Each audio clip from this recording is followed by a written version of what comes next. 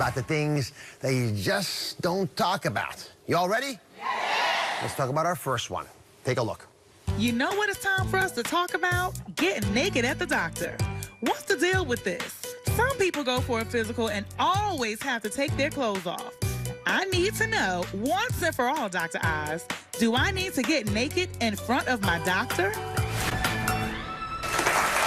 I want to find out for someone who takes people into the exam room every single day. So, Renata, you stay right here. You listen carefully. Because we're going to meet Dr. Jen Caudle, primary care doctor, friend of the show, who I know would tell me the truth. Yes, I will. So I want you to help answer the question for all these wonderful folks in the audience, but at home, because they're all struggling with the same issue. Yes. Now, we know that half of the people are told to take their clothes off. Right. We know that half the people think it's appropriate.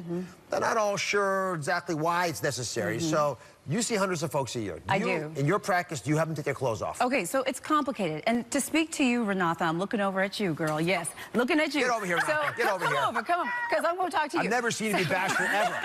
She's never been shy. This is good.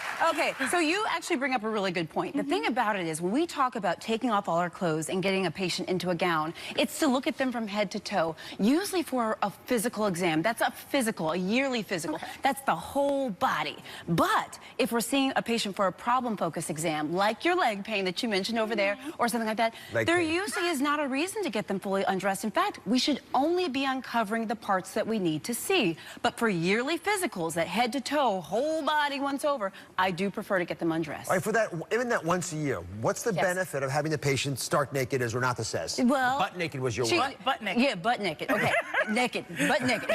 So the benefit to that is because if you have a mole, like right about here, that you're not able to see, I might be able to see it. Or if you have varicose veins, or if you've got a curvature in your spine, it gives us the chance to see your organs, to see your skin, and hopefully diagnose and treat things early. And you're looking at me like you don't believe what I'm saying.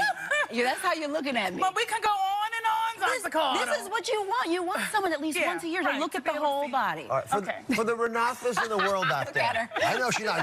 This is the most stubborn woman I've met besides my wife. Now, if she comes to my office and she does not want to disrobe, get butt naked.